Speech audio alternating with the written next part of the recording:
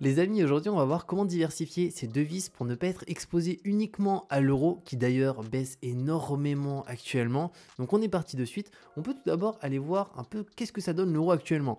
Alors c'est une catastrophe, hein, clairement. Sur un mois, on est sur -2. Sur 2022, -14. Sur un an, -15. Sur 5 ans, -16. Donc si on compare au dollar américain, juste ici, et ben c'est finalement la même chose, mais dans le sens inverse, où ça monte. Donc sur 6 mois, plus 13, sur un an, plus 18, et sur 5 ans, plus 20. Donc rien qu'à travers le dollar et l'euro, ça montre l'importance d'être diversifié au niveau des devises, mais très souvent on se dit oui mais c'est compliqué, comment je fais pour m'exposer au dollar, comment je fais pour m'exposer à d'autres devises, comment je fais aussi pour transformer mes dollars en d'autres devises. Et ben c'est ce qu'on va voir et franchement c'est pas si compliqué. Mais juste avant, il y a 4 raisons aujourd'hui qui font que l'euro baisse. Alors c'est les raisons, on va dire, principales, il y en a d'autres, mais disons que c'est quand même là des points assez importants. La première raison, c'est l'invasion de l'Ukraine par la Russie qui a bouleversé la stabilité européenne. Déjà que l'Europe, c'est pas très stable actuellement, notamment avec finalement les endettements, etc. Bah ça n'aide pas. Ensuite, en deuxième point, on a les taux de la BCE qui montent trop lentement par rapport aux taux de la Fed. Étant donné qu'on a une inflation hyper importante, mais finalement c'est partout dans le monde, aux États-Unis aussi, mais aux États-Unis ils ont monté les taux beaucoup plus rapidement pour stopper un petit peu l'inflation. Nous, Christine Lagarde, elle commence à les monter petit à petit, mais c'est trop lent, donc ça empire, ça empire, ça empire.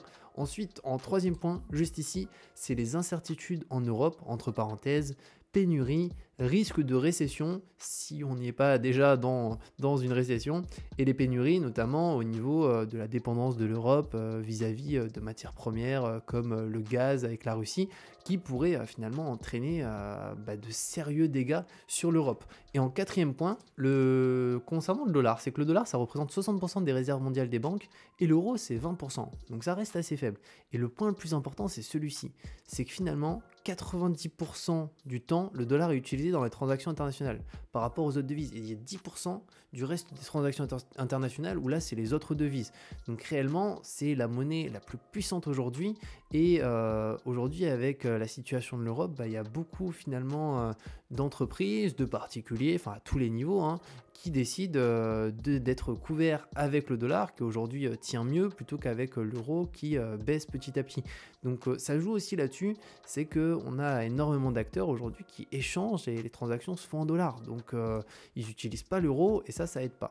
Ensuite, du coup, il y a une raison, c'est pourquoi être exposé à plusieurs devises, comme on l'a vu avec l'euro et le dollar, c'est d'éviter de voir sa monnaie unique chuter. Alors nous, actuellement, c'est le cas pour l'euro, mais si on sera en dollars, ça aurait pu peut-être être le cas pour le dollar. Et donc son pouvoir d'achat. Et en deuxième point, c'est diversifier le risque, c'est hyper important parce que on ne sait pas ce que va devenir une monnaie demain. Comme pour le dollar ici, ça monte, ça monte, ça monte, mais qui sait, au bout d'un moment, ça va bien descendre. Donc il ne faut pas se dire, ok, j'ai des euros, j'ai 10 000 euros sur un compte, je transfère tout ça en dollars US. Ça aussi, c'est hyper risqué, quoi. Donc il faut juste diversifier un maximum, et pour ça, il faut plusieurs devises, et pas juste de l'euro et du dollar. Donc moi j'en ai mis quelques autres ici, alors c'est les devises que j'utilise, je pense qu'il faudrait que je m'expose à plus de devises parce qu'il n'y en a pas assez, mais en tout cas c'est les devises que j'ai aujourd'hui. Alors le franc suisse, donc au niveau de ma diversification, alors franc suisse, dollar US, dollar canadien.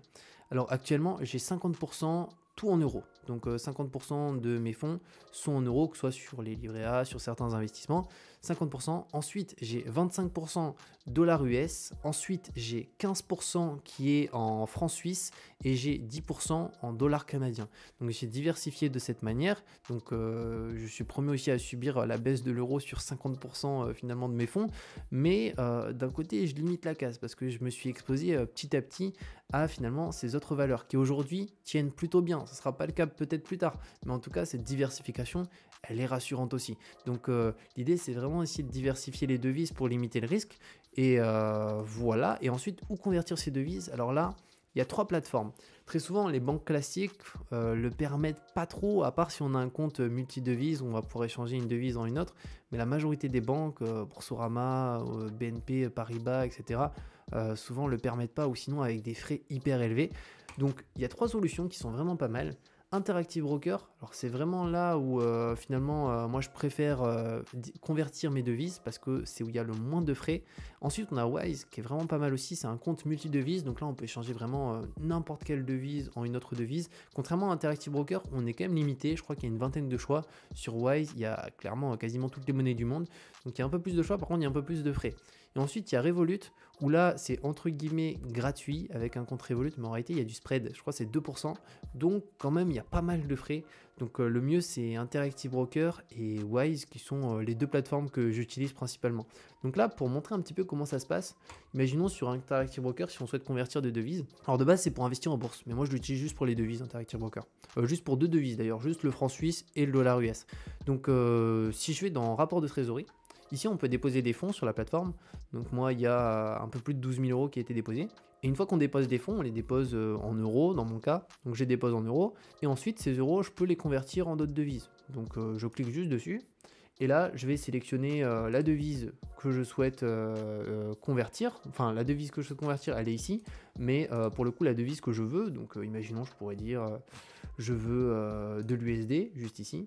Sélectionner un montant. Alors ici aussi j'ai accès au cours, donc je peux regarder sur un mois, sur 6 mois, sur un an. Donc là on peut voir que l'euro, voilà, c'est la dégringolade, hein.